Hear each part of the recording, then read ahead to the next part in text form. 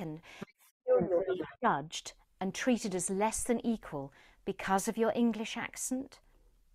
If you answered yes to any of these questions, you are in the right place, and this is the right time to change your life. Bonjour et bienvenue dans Easy French. Aujourd'hui nous sommes dans l'arrière-pays niçois à Saint-Étienne-de-Tinée dans les montagnes et nous allons demander aux gens ce qu'ils pensent de la fête locale du festin.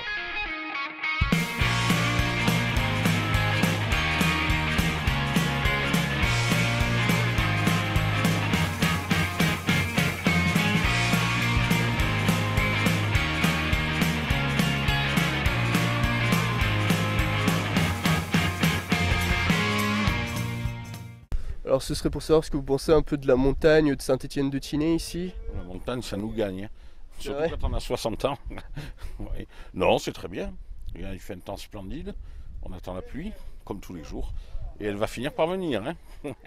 J'habite ici depuis que je suis enfant, donc c'est mon village, j'y suis bien, on s'amuse bien, il y a des bonnes animations, et puis voilà. Moi c'est mon village, je suis là depuis petit, du coup c'est un village très agréable avec plein de coutumes, les conscrits, les festins, et donc ça bouge beaucoup.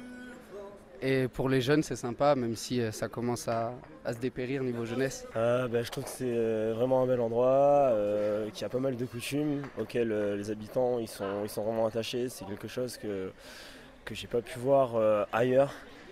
Donc notamment le festin actuellement ou aussi la plantation du mai. C'est un super beau village, les gens sont très sympathiques et j'adore l'ambiance générale, c'est très convivial. Nous on a un studio à Oron, donc c'est vrai qu'on aime la montagne, on y vient régulièrement. Voilà, c'est reposant, rafraîchissant. Et qu'est-ce qui est agréable en particulier ici à faire, à voir un petit peu? Ah, les nuits sous la pluie, dans la tente, oui, ça pour ce soir, ça sera parfait. Non, qu'est-ce qu'on fait? Là, pour l'instant, ça fait 5 nuits blanches avec le bal sous ma fenêtre. Alors, je suis épuisé. Et ça attire un petit peu des gens, le festin, ça permet de dynamiser un peu le village? Oui, là, regarde, t'as un Niçois, un type de golf géant. Ils viennent, ils jouent aux boules. La montagne, ils s'en foutent. Une sorte de prison, un petit avocat, un notaire. Tout le monde vit ici. Merci. Ah, merci. Oui, c'est surtout les balades en montagne. C'est ce qui nous plaît le plus. Et puis le calme. Et le ski? Et le ski l'hiver. Ski en hiver? Il y a de quoi faire quand même. C'est sûr. Mais là en fait il y a le festin, donc encore ce soir, ça a duré pendant 4 jours. Qu'est-ce que tu penses de l'impact du festin? Enfin c'est quoi le festin en fait, si tu devais le décrire en 2-3 mots? En fait le festin c'est la fête du village où tout le village est en fête pendant 4-5 jours et où pendant 4-5 jours il y a énormément de monde. C'est là où les commerçants travaillent le plus et c'est là où ça bouge le plus. Et c'est ça dans tous les villages de la vallée on va dire. Et cette année le festin ça marche bien? Moi je trouve moins que les autres années. Après c'est un choix assez personnel ça. D'accord, merci. Et là c'est le festin cette année, donc comme toutes les années, qu'est-ce que tu penses du festin de cette année en fait? Vu que tu es conscrite, c'est ça? Oui. Conscrit, c'est l'année de tes 19 ans, ça consiste à couper un arbre dans la forêt et avec tous les anciens du village à le monter le 1er mai sur la place du village. Et après il y a le festin qui suit, donc c'est une fête qu'il ne faut pas qu'il s'arrête parce que c'est sympa, il y a une bonne ambiance, c'est convivial et puis ça fait vivre le village, donc il ne faut pas que ça s'arrête. Alors c'est bien, ils ont rajouté un jour de plus, donc du coup ça draine peut-être une autre clientèle qui resterait presque la semaine au lieu de rester uniquement le week-end, et en plus le temps était avec nous, donc c'est sympa. Voilà, ça fait partie beaucoup de groupes de jeunesse, c'est sympa. Le festin cette année, ça a été super, on s'est très bien amusé, il y avait des gens sympathiques. Il y avait de l'ambiance, il y avait plusieurs groupes de rock, c'était pas mal, c'était bien. Alors vu que c'est le festin à Saint-Étienne-de-Tinée, on se demandait si ça a été quelque chose de sympa ou de difficile à organiser. Voilà. Donc moi ça fait 4 ans que je suis à la présidence du comité des fêtes, donc c'est assez quand même difficile à préparer, on passe beaucoup de temps, mais j'ai une bonne équipe qui me suit derrière moi et ça se passe assez bien. Donc là on arrive au 5e jour de fête, je n'ai plus de voix parce que je ne dors pas beaucoup. Mais sinon tout se passe bien, voilà, on est très contents de pouvoir organiser cette fête. Et cette année en particulier, est-ce que c'est par rapport aux autres années mieux ou juste différent? Juste différent parce que justement donc ils ont rajouté un jour, il y a eu 3 groupes de musique différents alors que des fois on n'en a qu'un ou voire 2. Et ce soir donc il y a un repas organisé sous le chapiteau et ça c'est sympa parce que qui dit festin, les gens s'attendent toujours à manger quelque chose et c'est rarement le cas, Une, même jamais. une bonne paella? Voilà c'est ça, c'est ce qui est prévu ce soir, donc on verra. Et sinon, vis-à-vis de Saint-Étienne-de-Tinée, est-ce que ça attire beaucoup de gens? Est-ce que c'est quelque chose qui dynamise le village et qui permet donc je sais pas, aux gens de découvrir la montagne? Qu'est-ce qu'il y a à découvrir dans la montagne ici? Qu'est-ce qu'on peut y faire vraiment? Oui, donc en fait, il y a beaucoup de Stéphanois qui font venir des copains à eux, des autres vallées, même de la ville. Et donc à chaque fois, c'est vrai que c'est un week-end très chargé à Saint-Étienne, il y a énormément de monde. Donc ça permet aux gens de découvrir le village, ils aiment beaucoup, ils reviennent après, même quand il n'y a pas de fête, juste pour se balader ici.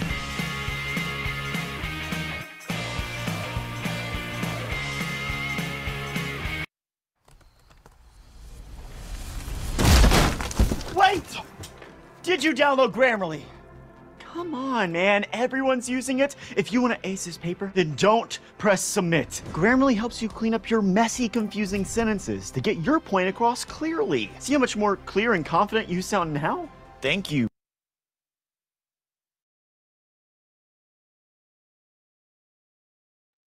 Ok. Bonsoir, bonsoir. Soyez bienvenus une fois encore dans une nouvelle séance du module. Alors, bonsoir Béa, bonsoir Elena, bonsoir Grace, Denis et Rosa. Vous allez comment? J'espère que vous avez que vous avez passé une excellente week-end, un très bon férié vendredi, n'est-ce pas, vendredi dernier. Et qu'est-ce que vous avez fait pendant le week-end? Est-ce que vous avez fêté Pâques? Est-ce que vous avez mangé des œufs en chocolat ou pas du tout?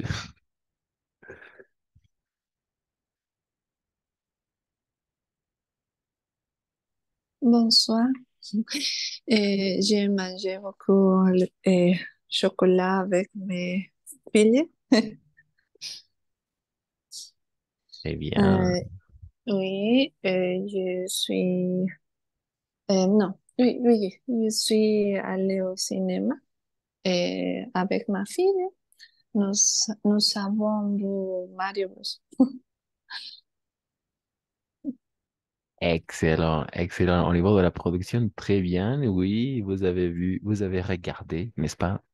Euh, Mario. Oui, je pense que c'est la tendance, n'est-ce pas, de regarder Mario. En effet, très bien.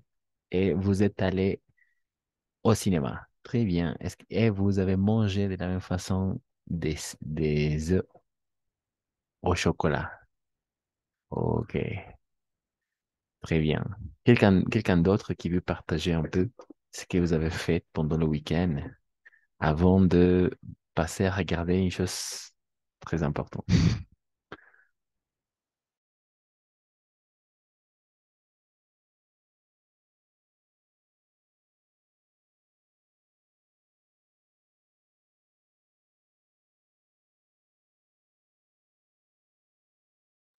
Voilà, quelqu'un d'autre qui veut partager.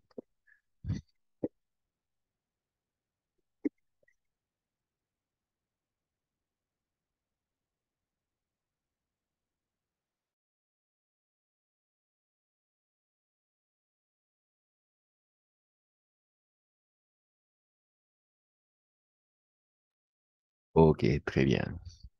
Excellent. Alors, avant de commencer, alors on va réviser, on va voir, on va regarder un peu le vocabulaire de Pâques, d'accord?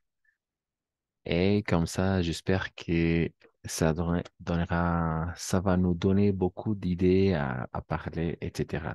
Des choses qu'on qu'on a la tendance, on a l'habitude à faire pendant Pâques, d'accord? Ok, voilà, très bien. Alors, les activités de Pâques. les activités de Pâques. Alors, quelqu'un qui euh, veut commencer la lecture, par exemple, est-ce que euh, vous avez chassé les œufs ou pas? La chasse aux œufs, d'accord? La chasse aux œufs. Ou fabriquer des décorations. Oui, peut-être vous avez fabriqué des décorations. En français, on dit simplement des décos, d'accord? On fabrique des décos. Ça veut dire des décorations, n'est-ce pas? Ou décorer la maison. Peut-être que parmi entre vous ont décoré la maison, n'est-ce pas? Ou est-ce que vous avez mangé du chocolat? Ou est-ce que vous avez décoré ou peindre? Ou est-ce que vous avez décoré? Ou est-ce que vous avez peint des œufs? N'est-ce pas? Est-ce que vous avez peint des œufs ou décoré? Ou est-ce que peut-être vous avez cuisiné un gâteau? Voilà, ce sont des activités des Pâques. Parmi ces cinq, cinq images, est-ce que quelqu'un a fait quelque chose en particulier ou pas? Pas du tout. Cristian, Oui, oui. j'ai cuisiné des arroz con leche. Mais je ne sais comment j'ai dit arroz con leche. Très belle question, belle question. Alors, le, De lait au, no sé, le riz au lait. Riz au le lait. riz au lait, le riz au lait. Ah oui, Oui, oui. j'ai cuisiné. J'ai J'ai cuisiné, j'ai cuisiné les riz et au lait, les riz au lait. exact. Du riz, d'accord, du riz au... Lait. Voilà. Oui. Arroz con leche. C'est typique. Ici, à Sucre, c'est typique. Mais Oui, je ne sais pas si c'est typique des autres régions. Je ne sais pas. oui, je pense que oui. Je pense que oui. De la même Oui. façon, chez moi, par exemple, ma mère a cuisiné du riz au lait. De la même façon, dimanche matin, elle nous a offert des œufs, n'est-ce pas, des œufs au chocolat. Et c'est pourquoi Wow. j'ai mangé des œufs au chocolat. Voilà. Oh, très Voilà. délicieux. Exactement, c'est délicieux. Quelqu'un d'autre qui veut partager? Merci, Hélène. Oui, en effet. On dit du riz au lait.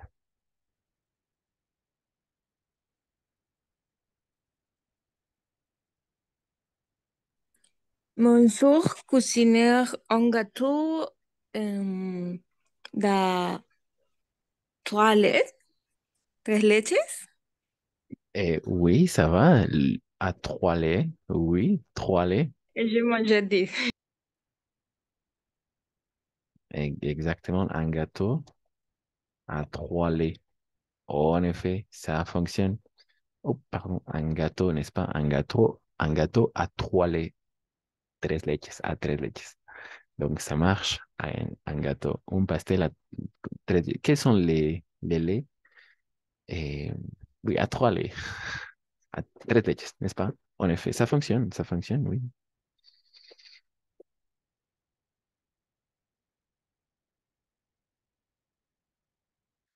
C'est bien. Excellent. On va continuer, d'accord, avec les activités et le vocabulaire de Pâques, d'accord? Par exemple, on appelle ça un œuf au chocolat, d'accord? Un œuf au chocolat ou peut-être vous avez mangé un œuf du chocolat noir, n'est-ce pas? Chocolat negro. Ou du chocolat au lait, chocolat con leche, d'accord? Ou une poule au chocolat, ou du chocolat blanc, ou un gâteau de Pâques. Oui, un gâteau de Pâques, par exemple, comme un gâteau à trois laits. Donc, ça fonctionne.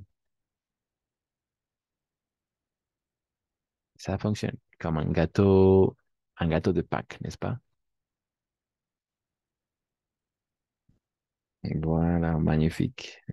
Jusqu'à là, il y a des questions par rapport au vocabulaire, le vocabulaire des Pâques, des Pasqua.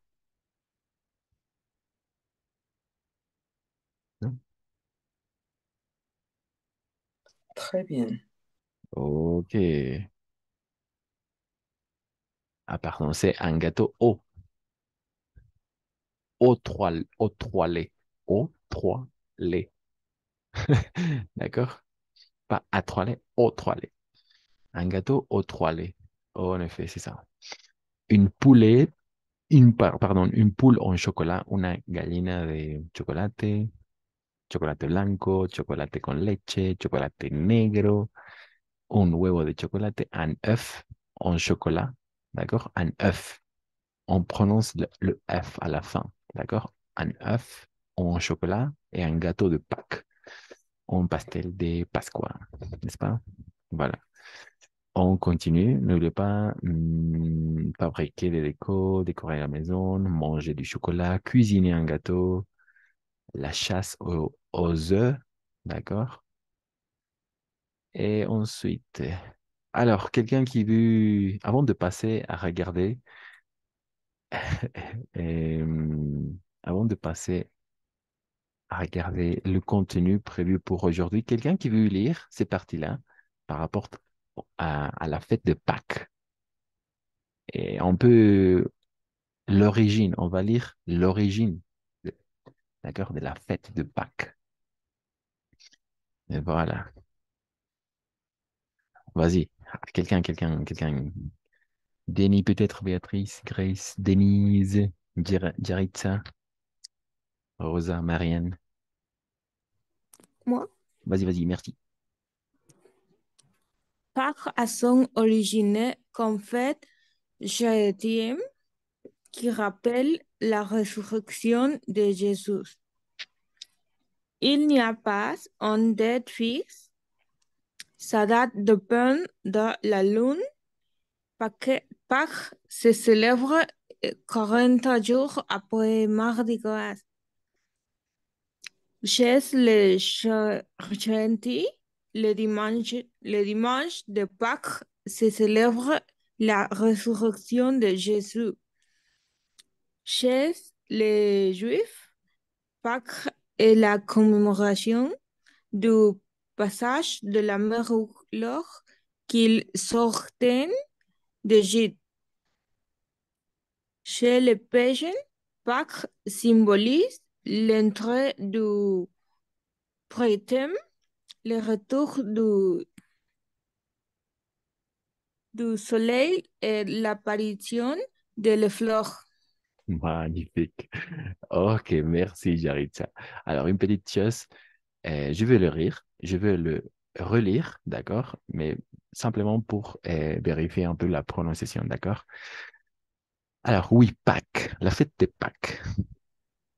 Et on prononce Pâques, d'accord? Pâques a son origine comme fête chrétienne, d'accord? Chrétienne, christiane, comme fête chrétienne qui rappelle la résurrection de Jésus. Tu l'as bien prononcé, Jésus, en effet. Il n'y a pas une date fixe, d'accord? Sa date dépend de la lune. Vous comprenez, n'est-ce pas? Sa date dépend de la lune, comme le carnaval. Pâques se célèbre 40 jours après Mardi Gras, c'est-à-dire Mardi Gras, carnaval, n'est-ce pas? Après le carnaval, il y a 40 jours après, on célèbre Pâques. D'accord? Alors, chez les chrétiens, d'accord? N'oubliez pas qu'en communauté, chez les chrétiens, en la comunidad de los cristianos, chez les chrétiens, le dimanche de Pâques se célèbre la résurrection de Jésus. D'accord? Voilà. Et chez les juifs, los judíos, en la comunidad de los judíos, Pâques est la commémoration du passage de la mer Rouge lorsqu'ils sortaient, oui, d'Égypte. Et finalement, chez les païens, Pâques symbolise symbolise, d'accord, pas symbolise, symbolise l'entrée du printemps et le retour du soleil et l'apparition des fleurs. Oui, pourquoi? Parce que dans l'hémisphère nord, c'est l'entrée à printemps, n'est-ce pas? Et oui, pour nous, c'est la rentrée en automne, comme hémisphère sud. Voilà, un peu de l'origine de Pâques. Il y a des questions au niveau du vocabulaire. Est-ce que vous avez bien compris? Et oui, ça va, ça marche. Pâques, une fête chrétienne, d'accord? Chrétienne, chrétienne, christienne, d'accord? Comme le christianisme, n'est-ce pas? Ok. Pas de questions jusqu'à là? Il y a des questions au niveau du vocabulaire? Vous avez bien compris?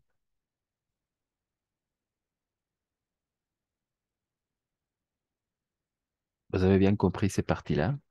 Il n'y a pas une date fixe. Sa date dépend de la lune, n'est-ce pas? Pâques se célèbre 40 jours après Mardi Gras. Et quand c'est Mardi Gras, on carnaval. Oui. Exactement. Voilà, c'est ça, un peu de vocabulaire de Pâques, d'accord? Une fête religieuse, une fête chrétienne, n'est-ce pas? Voilà. OK. S'il n'y a pas de questions, on peut passer à regarder autre chose. Oui, de toute façon, je peux partager la même image sur le groupe de WhatsApp, d'accord? OK, très bien. Alors, maintenant, on va entrer en matière, d'accord? On va entrer en matière et on va regarder, on va s'intéresser un peu à regarder la négation complexe, d'accord? La négation complexe. C'est simple, d'accord? C'est simple, mais comme d'habitude, il faut utiliser de la même façon à l'oral, à l'écrit, d'accord? Ok, très bien. Euh, ok. Alors, la leçon d'aujourd'hui s'appelle la négation complexe, d'accord? La négation complexe.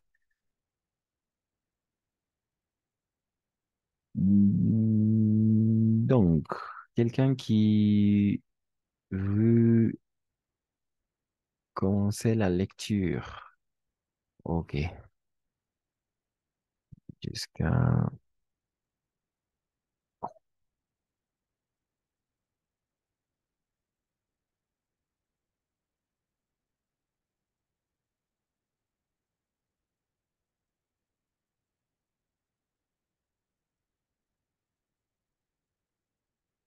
Bon, c'est dommage.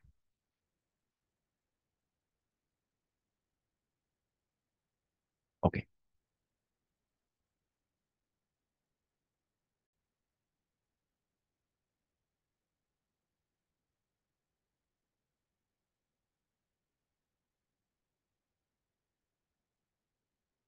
Ok, très bien. C'est ça. Magnifique. On va s'intéresser aujourd'hui à regarder la négation complexe. D'accord? La négation complexe. Voilà. Quelqu'un qui veut commencer la lecture d'aujourd'hui avec ces deux premiers paragraphes. Voilà, ce sont trois. La première partie. Moi, moi, Vas-y, merci, merci. Très bien. moi, Christian, c'est possible? Vas-y, vas-y, merci. Oui. La phase négative se forme en ajoutant, no sé cómo se dice ese, n'est pas. Auteur du verbe avec un temps simple. Je ne parlais pas au chauffeur. Auteur de l'auxiliaire avec un temps composé. Je ne, je n'ai pas parlé au chauffeur. Avant le verbe à l'infinitif, je ne parlais au chauffeur. Je continue? Jusqu'à là, jusqu'à là. Magnifique, merci.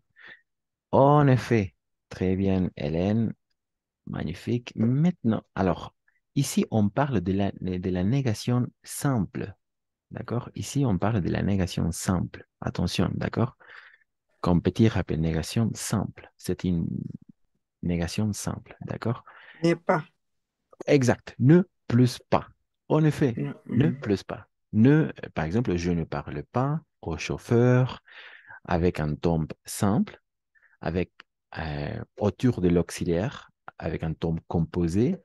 Je n'ai pas parlé au chauffeur, n'est-ce pas? C'est le passé composé, un ton composé. Je n'ai pas parlé au chauffeur. D'accord? D'accord? Et très bien. Je n'ai pas parlé au chauffeur. Ou avec l'infinitif. Ne pas parler au chauffeur. D'accord? Vous comprenez les trois phrases. Je ne parle pas au chauffeur. C'est un ton simple, au présent. Je n'ai pas parlé au chauffeur. C'est le passé composé. Et avec le verbe à l'infinitif, ne pas parler au chauffeur. Voilà, il y a trois phrases où on applique la négation simple. Ne plus pas. Ou un apostrophe avec pas. D'accord? Un apostrophe plus pas. Voilà, jusqu'à là, il y a des questions si, ou il n'y a pas de questions. Avec la négation simple. Négation simple, n'oubliez pas. Et autour du verbe, pour un temps simple, je ne parle pas au chauffeur. Autour de l'auxiliaire, pour un temps composé, comme le passé composé, je n'ai pas parlé au chauffeur. Et au début, avec un verbe à l'infinitif. Par exemple, ne pas parler au chauffeur. Voilà. Jusque-là, pas de questions? Jusque-là. Ça va jusque-là? Christian, Oui. chauffeur, qu'est-ce que c'est chauffeur, s'il vous plaît? Une personne qui conduit la voiture. Ah, oui, oui, N'est-ce pas? oui. Une personne qui conduit la voiture. Un chauffeur. Chauffeur. En effet. Un chauffeur, en effet. On a Et la même prononciation, n'est-ce pas? Un chauffeur. chauffeur. Ah, merci beaucoup. De rien, de rien. Excellente question. Excellente question, c'est ça. Donc, pas de questions, n'est-ce pas? Jusqu'à là, ça marche.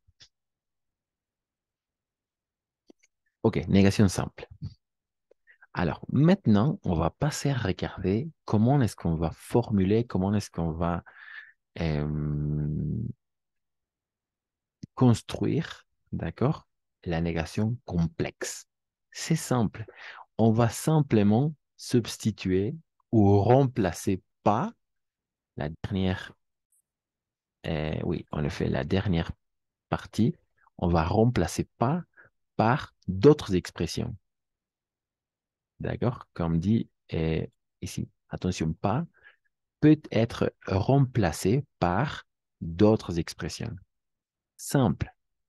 D'accord? On va remplacer pas par d'autres expressions. On va regarder maintenant quelles sont les expressions avec lesquelles on va remplacer pas. D'accord? À la place de pas. Par exemple, et on va regarder dans un premier temps la forme affirmative et ensuite la forme négative. Par exemple, affirmatif. Il aime les voyages. Il aime les voyages. N'est-ce pas? Forme affirmative, forme négative. Il n'aime pas les voyages.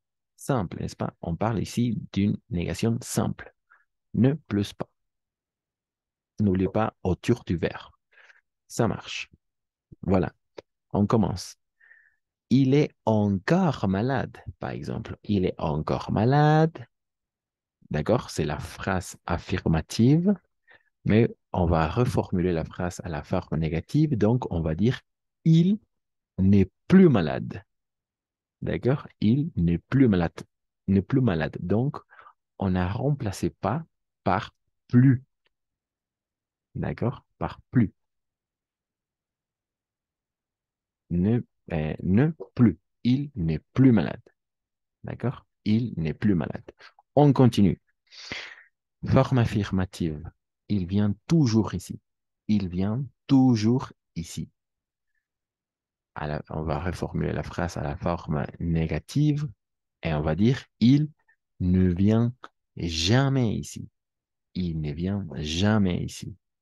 D'accord? C'est une sorte de négation complexe. On va remplacer pas par d'autres expressions. D'accord? Plus, jamais, et on continue. Il aime beaucoup l'école. Il aime beaucoup l'école. Phrase affirmative, phrase négative.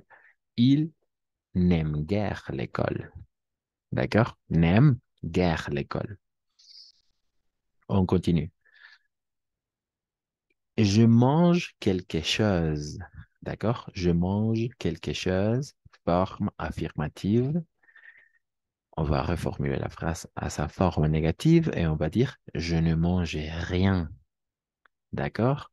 Une fois encore, on va remplacer pas par d'autres expressions. Rien, guère, jamais, plus. Et ensuite, on continue. J'entends quelqu'un. D'accord? J'entends quelqu'un. D'accord? J'entends quelqu'un. La phrase affirmative. Et on va continuer. On va reformuler la phrase à sa forme négative. Et on va dire je n'entends personne. D'accord? C'est l'opposé, c'est le contraire. D'accord? À chaque fois, c'est le contraire. On continue. Il parle avec tout le monde. Il parle avec tout le monde. Il parle avec tout le monde. D'accord?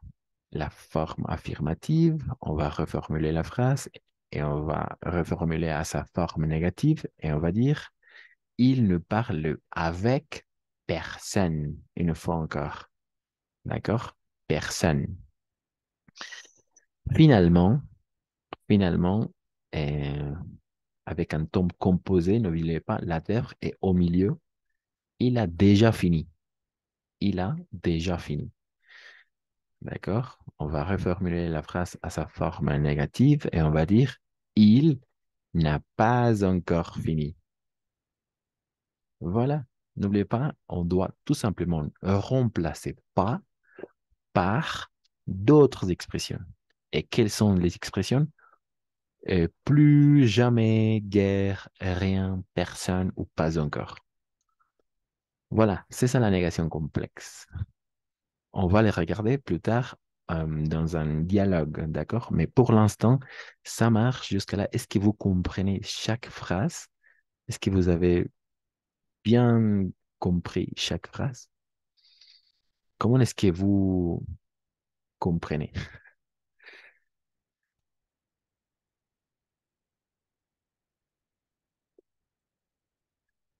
Cristian, Oui, oui.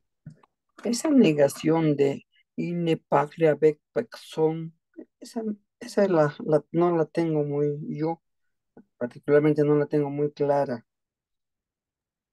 Eh bien, excellente question. Avec les deux. Oui, personne. Attention, parce que ça va dépendre du contexte. Ça va dépendre du contexte. Qu'est-ce que ça veut dire personne? Par exemple, danser. Alors, quand je vous invite à lire et je n'entends personne, alors je dis quelqu'un qui veut lire. À chaque fois, je pose, je vous invite, n'est-ce pas, à lire. Mais personne veut lire. Personne veut lire. Nadie quiere leer. ¿O D'accord? alguien? No, nadie, nadie, nadie. Nadie, Nadie. nadie. Oui, ça va dépendre du contexte. Personne, persona puede significar persona, person, persona, pero dependiendo del contexto también puede significar nadie. Nadie. Un poco extraño, lo sé, pero así es. Personne significa persona. Par exemple, hier soir, j'ai connu une personne très sympa. Voilà, ça marche, n'est-ce pas? He conocido una persona buena onda. J'ai connu une personne très sympa. Voilà. Mais par exemple, quelqu'un qui veut lire. Ah, personne veut lire. Personne veut lire. Nadie quiere leer. Nadie. Exact. Exact. Ah, ya. Donc, ça va dépendre du contexte, d'accord? Dépendra del Ya. contexto. Oh, en effet. Mais n'oubliez pas, c'est un faux ami. Personne. D'accord? Y una pregunta más. Vas-y, vas-y. Guerre. Il n'y a guerre l'école. Ah, Je ne guerre. comprends pas. Guerre. Ah, ok. Très bien. Excellente question. Alors, on peut déduire dans un premier temps, podemos deducir, podemos observar que todas estas cosas son lo contrario. ¿D'accord? Par exemple, vamos a ir una a una, leyendo, ¿no? Il aime les voyages. A él le gustan, a él le gustan los viajes, a él no le gustan los viajes. Negación simple. Il est encore malade. Il est encore malade. ¿D'accord? Il est encore malade. Él todavía está enfermo. Forma negativa. Il n'est plus malade. Él no está más enfermo. Es lo contrario. Todavía está, ya no está más. ¿D'accord? No más. Il vient toujours ici. Él viene siempre aquí. Il vient toujours ici. Siempre. Il ne vient jamais ici. Entonces quiere decir, él no viene nunca. ¿D'accord? Así es como se dice en francés. Nunca. Il ne jamais vient. ¿D'accord? Él no viene aquí nunca.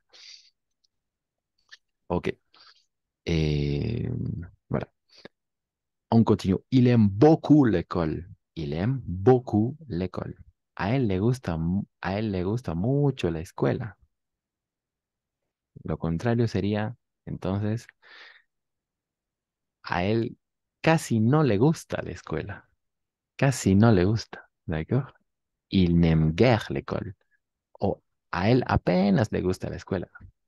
¿D'accord? Los dos pueden funcionar. Je mange quelque chose. Como algo. Yo como algo. Lo contrario sería, no como nada. Je ne mange rien. D'accord? Je ne mange rien. Ici, je mange quelque chose. Je ne mange rien. D'accord? J'entends quelqu'un. J'entends quelqu'un. Escucho a alguien. ¿Y lo contrario qué sería? Yo no escucho a nadie. Exactamente. Je n'entends personne. Je n'entends personne. No escucho a nadie. Son los opuestos, ¿d'accord? Et finalement, sí, il parle avec tout le monde. De la même façon, il parle avec tout le monde. Hablo con todos. ¿Qué sería lo opuesto? No hablo con nadie. Je ne parle avec personne. Exacto. Il ne Y parle aquí ya no pongo el pa, porque está sustituyendo el pa. Sí, exacto. Todo esto van a ser reemplazados por el pa. Reemplazar el pa. Sí. Ya. Esa es la negación compleja, ¿no? La negación complexa. Reemplazar pa por otras expresiones. Simple. Y en el diario vivir, ¿qué es lo que más se escucha, por decir algo? Se habla. Muy buena pregunta, muy buena pregunta. Yo diría todos, con excepción tal vez de este, que no se escucha mucho, pero por el resto todos se hablan. Pero se habla más en Francia con el nepa o con esto. Depende de qué quieras decir.